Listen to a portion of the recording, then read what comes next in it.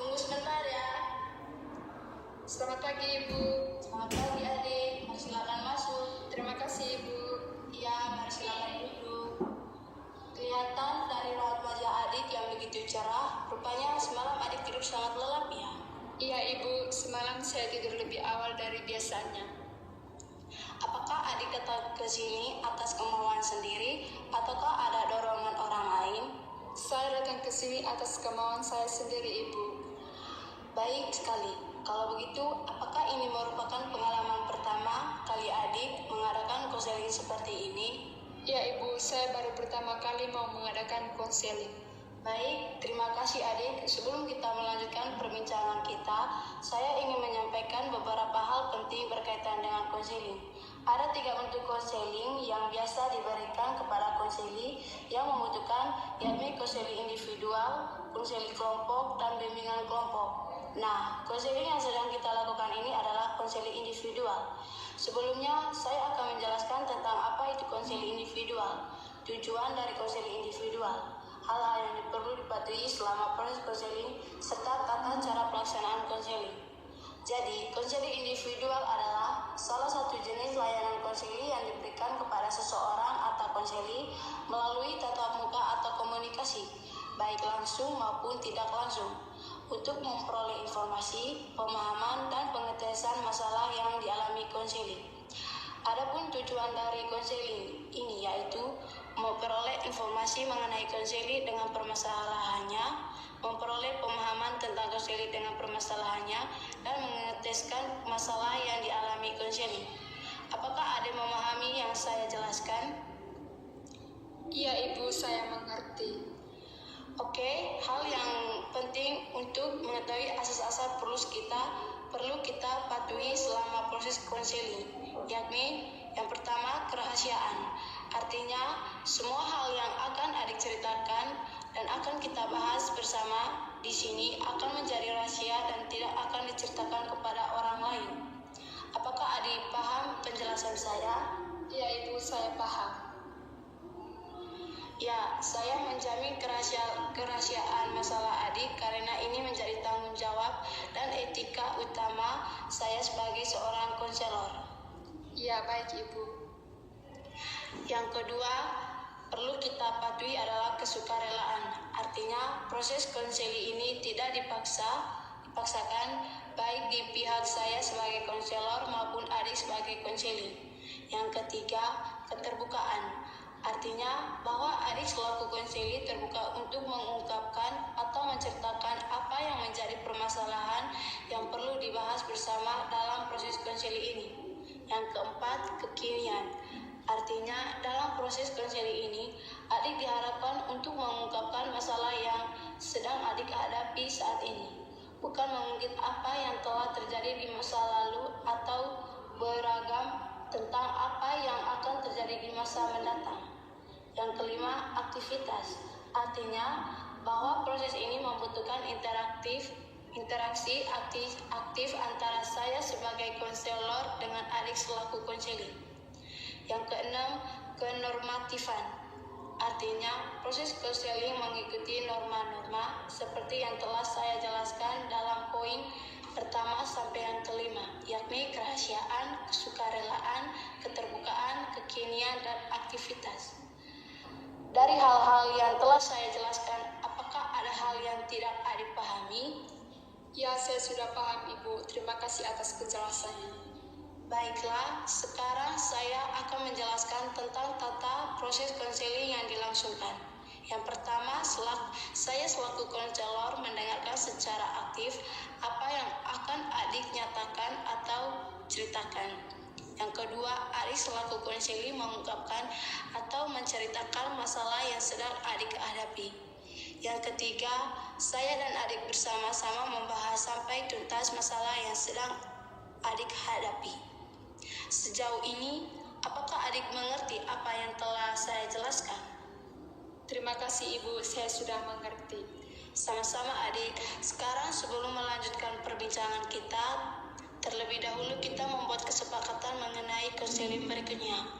Menurut adik, kapan kita bisa bertemu lagi untuk melanjutkan konseling kita, dan apakah melalui melalui tatap muka atau melalui telepon saja?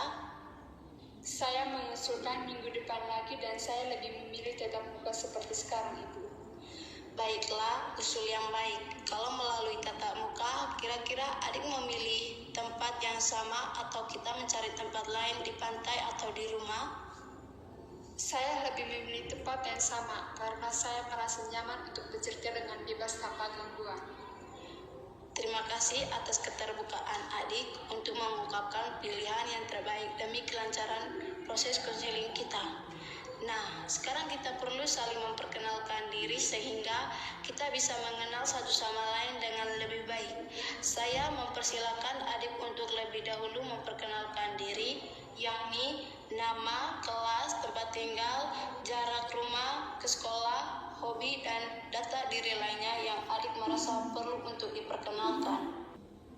Baik Ibu, nama saya Eca. Saya kuliah di Unika. Saya tinggal di kos saya sendiri. Baik adik, terima kasih adik sudah memperkenalkan diri. Di sini saya akan memperkenalkan diri. Nama saya Ibu Filia, status saya belum berkeluarga. Saya adalah konselor di kampus kita ini. Oke, baik adik. Jadi setiap bulan orang tua adik menerima uang sebesar 1.050.000. Boleh saya tahu uang tersebut adik gunakan untuk hal apa saja dalam pemenuhan kebutuhan sehari-hari dan pemenuhan tugas perkuliahan? Uang yang dikirim oleh orang tua sebesar 1.050.000. Saya gunakan untuk membayar uang kos sebesar Rp550.000 dan sisa Rp500 untuk kebutuhan sehari-hari dan pemenuhan kebutuhan perkuliahan. Jadi, dari uang kiriman orang tua, adik membayar uang kos sebesar Rp550, sehingga tersisa Rp500 untuk kebutuhan lainnya. Mohon izin bertanya lagi, kira-kira dengan uang sebesar Rp500 yang tersis, apa yang saja adik belanjakan dalam pemenuhan kebutuhan sehari-hari dan pemenuhan tugas perkuliahan? Uang sebesar Rp500 itu saya gunakan untuk kebutuhan bulanan saya seperti untuk kebutuhan makan minum, kebutuhan pribadi dan kebutuhan perkuliahan seperti fotokopi dan lain-lain, Ibu. Apakah untuk kebutuhan makan minum setiap harinya adik membeli di warung atau memasak sendiri? Saya memasaknya sendiri, Ibu. Baik adik, tadi adik sudah menceritakan bahwa untuk kebutuhan makan minum adik memasak sendiri. Bolehkah saya tahu berapa jumlah uang yang adik keluarkan untuk kebutuhan makan dan minum dan kebutuhan lainnya? Kebutuhan yang harus saya penuhi seperti membeli beras, sabun mandi, rinso, pasta gigi, minyak tanah, uang pulsa HP, pulsa listrik, sayuran, dan untuk kebutuhan perkuliahan saya seperti uang fotokopi, Ibu. Dari keperluan yang adik sebutkan di atas, kita melihat bahwa ternyata masih banyak kebutuhan lain yang harus dipenuhi. Kalau saya boleh tahu, kira-kira berapa jumlah uang yang dikeluarkan untuk membeli setiap kebutuhan yang sudah adik sebutkan di atas? Baik Ibu, perincian pengeluaran saya untuk membeli kebutuhan tersebut di atas yaitu untuk pemenuhan kebutuhan makan dan minum, seperti beras untuk 1 bulan saya habiskan 10 kilo, untuk kebutuhan pribadi seperti sabun, rinso, pasta gigi, minyak tanah dalam 1 bulan 10 liter, Ibu. Terus uang pulsa HP 1 bulan 75.000, listrik, sayuran, dan untuk kebutuhan perkuliahan saya seperti uang fotokopi, Ibu. Dari keperluan yang adik sebutkan di atas, kita melihat bahwa ternyata masih banyak kebutuhan lain yang harus dipenuhi. Kalau saya boleh tahu, kira-kira berapa jumlah uang yang dikeluarkan untuk membeli setiap kebutuhan yang sudah adik sebutkan di atas?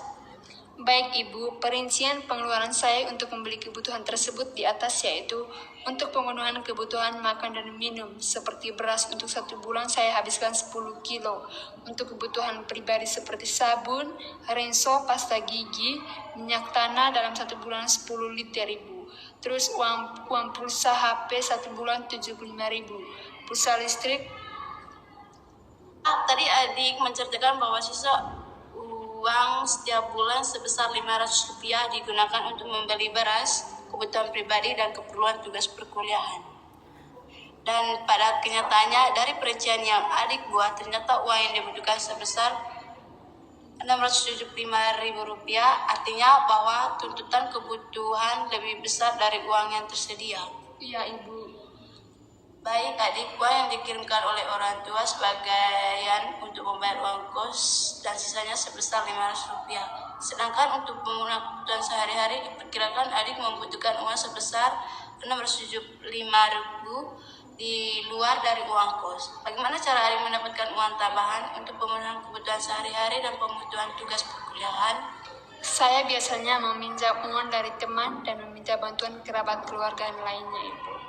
Beberapa jumlah uang yang diberikan oleh anggota keluarga lainnya. Uang yang saya didapatkan dari anggota keluarga lainnya sebesar Rp200.000. Apakah uang sebesar Rp200 dari anggota keluarga lainnya adik dapat setiap bulan? Tidak, Ibu, kadang-kadang saja. Apakah dengan keadaan kekurangan uang yang adik alami, tidak sudah pernah berkomunikasi dengan orang tua? Sudah, Ibu, saya sudah pernah berkomunikasi dengan orang tua via telepon tentang permasalahan yang sedang saya alami.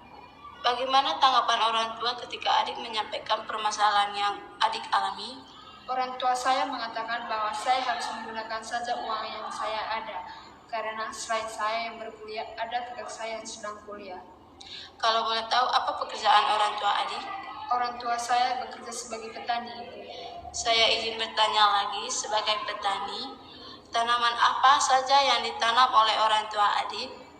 Baik, Ibu, kebetulan kami tinggal di dataran tinggi daerah pegunungan, jadi banyak kebun kopi di sana, dan orang tua saya bekerja sebagai petani kopi.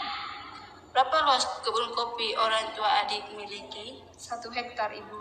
Baik adik, jadi kebun kopi hektar kira-kira berapa banyak kopi yang dihasilkan dan berapa pemasukan orang tua dalam sekali panen? 1 ton dan penghasilan yang diperoleh 5 juta rupiah, Ibu. Baik adik, kalau dilihat dari penghasilan orang tua adik yang diperoleh dari penjualan kopi yang cukup besar, dan uang tersebut digunakan untuk membayar perkuliahan adik dan kakak Anda yang juga sedang menjalani perkuliahan. Kalau boleh tahu, berapa anggota keluarga yang berada di rumah sekarang? Anggota keluarga yang di rumah sekarang ada 4 orang, yaitu bapak dan mama bersama 2 adik saya, Ibu. Baiklah, berarti uang dari hasil penjualan kopi juga digunakan untuk memenuhi kebutuhan anggota keluarga yang ada di rumah. Selain dari adik bersama kakak Anda yang sedang kuliah. Iya, Ibu.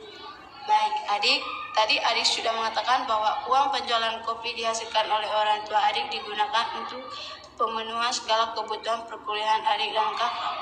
Juga untuk pemenuhan kebutuhan orang tua dan 2 adik di rumah.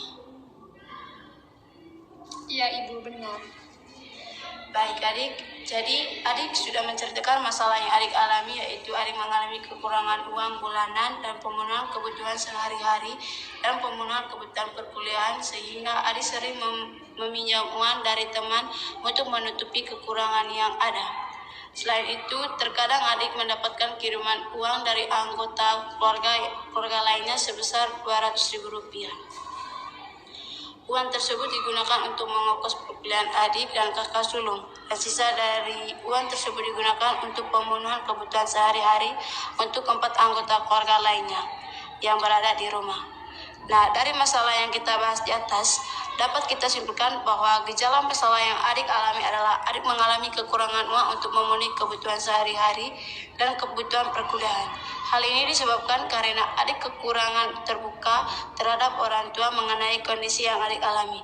Adik tidak memiliki rancangan anggaran perkuliahan serta orang tua pasrah pada keadaan ekonomi keluarga. Akibatnya adik mengalami kesulitan dalam mengatur keuangan yang ada.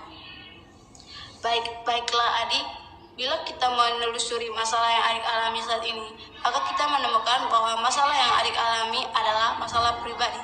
Dari faktor penyebab yang sudah kita identifikasikan, ada tujuan ini kita capaikan dari proses konseling kita ini. Mari kita lihat satu persatu. Yang pertama, faktor penyebab adalah adik prihatin terhadap keadaan ekonomi orang tua. Maka tujuan yang ingin kita capai adalah agar adik memiliki semangat optimisme dalam diri. Faktor penyebab kedua adalah adik tidak memiliki rancangan anggaran perkuliahan. Oleh karena itu, tujuan konseling kita adalah agar adik bisa memiliki rancangan anggaran perkuliahan. Yang ketiga, orang tua pasrah terhadap keadaan. Maka melalui konseling ini kita berupaya agar orang tua berpikir lebih realistis tentang keadaan ekonomi keluarga dan berusaha untuk memenuhi kebutuhan adik. Apakah adik memahami apa yang saya sampaikan di atas? Ya Ibu, saya paham. Terima kasih atas keterbukaan adik dalam proses konseling pada hari ini. Sekarang kita sepakat kapan kita bisa bertemu lagi mengenai tempat di manakah adik memiliki untuk melakukan konseling. Lalu apakah melalui tatap muka atau melalui kontak lewat HP? Saya mengusulkan minggu depan di tempat ini dan melalui tatap muka seperti yang kita lakukan sekarang, Ibu. Baiklah, terima kasih atas usulannya. Sampai jumpa minggu depan. Baik, Ibu.